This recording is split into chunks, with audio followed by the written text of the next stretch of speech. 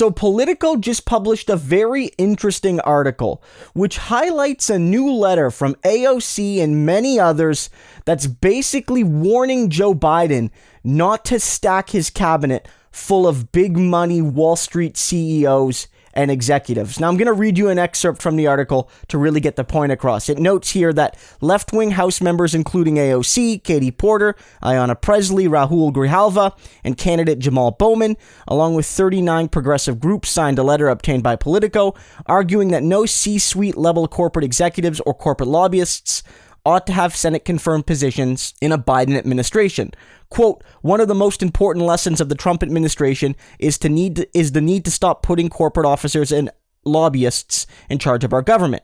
As elected leaders, we should stop trying to make unsupportable distinctions between which corporate affiliations are acceptable for government service and which are not. The letter, which was delivered to Senate leaders Chuck Schumer and Mitch McConnell on Friday morning, called on both parties to adopt this standard, but organizers told Politico it was intended to send a message to Joe Biden and his transition team as it vets potential candidates. Quote, it's not addressed to Biden, but there's an understanding that he'd be in charge and he'd be the person making nominations, said Grijalva, an Arizona Democrat who drafted the letter and recruited the signees. So basically, what you're seeing there is a flare to Joe Biden saying, look, we're supporting you for president. We want you over Donald Trump. The polls look awfully good for you, but there's going to come a crunch time, a moment of character when you have to decide how you set up your government.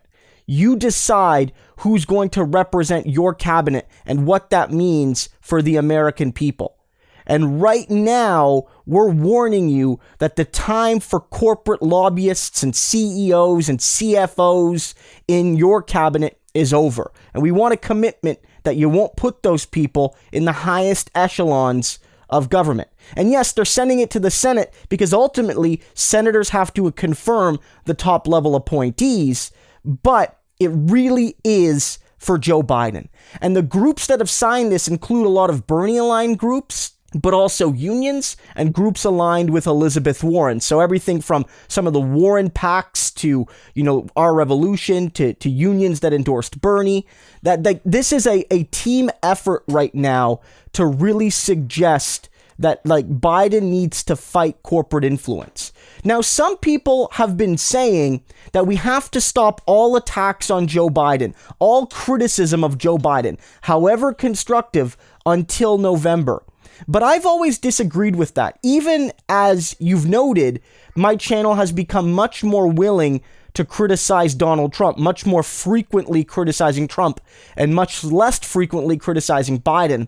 I'll never stop fully criticizing Biden because you can't take your foot off the pedal. Progressives cannot just shut down all critical analysis of Joe Biden and then expect everyone be ready to challenge him from the left if he wins in November or January or what have you, even during the transition period. We have to keep the foot on the pedal at least a little bit, even as we unite to defeat Donald Trump.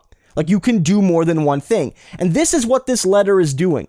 It's basically saying to Biden, look, we support you. We want you to be our next president, but we want you to be different than other Republican and Democratic administrations, because this piece does note that Trump has taken the mask off the direct intertwinement of corporate America and federal government. But make no mistake that other administrations have done this, and that corporate influence in Washington over the cabinet and the government is not new, and it's not partisan, it's bipartisan. And that's a bad thing, right? That's the bad kind of bipartisanship. And that's why they're fighting this. And I think that this piece makes a really good historical reference, which is that going back to 2008, a lot of people united behind Obama to end the Bush years and to elect someone that was at least rhetorically talking like a progressive, right? He sounded progressive and did apparently want to do a few progressive things. But when it came to the meat and potatoes of his administration, who's he going to give the keys of power to? He stacked his cabinet full of corporate CEOs and capitalists, and there wasn't a whole lot of voice for working and middle class people. And lo and behold, when the tough decisions had to be made, the capitalist class won. The workers didn't win under the Obama-Biden administration, at least not, most of the time. And so there needs to be a reckoning here. Joe Biden may be the president, but he needs to realize that there is now, unlike during Obama's time, an actual existing left wing within the Democratic Party and stronger organizations outside of the Democratic Party ready to fight him. And this is one thing I'm encouraged by, is that it took us 8 years to bring Bernie Sanders out of relative unknown status after, 8 years of neoliberal disappointment. And so, Bernie rose from the ashes of Obama and Clinton and Biden's failures during those years. He did. But this time, we already have those people. If we could start a Biden administration with an organized left wing that will be ready to fight. And so I'm encouraged by that. This is good to see. We cannot ever give Joe Biden a free pass, not even before the election.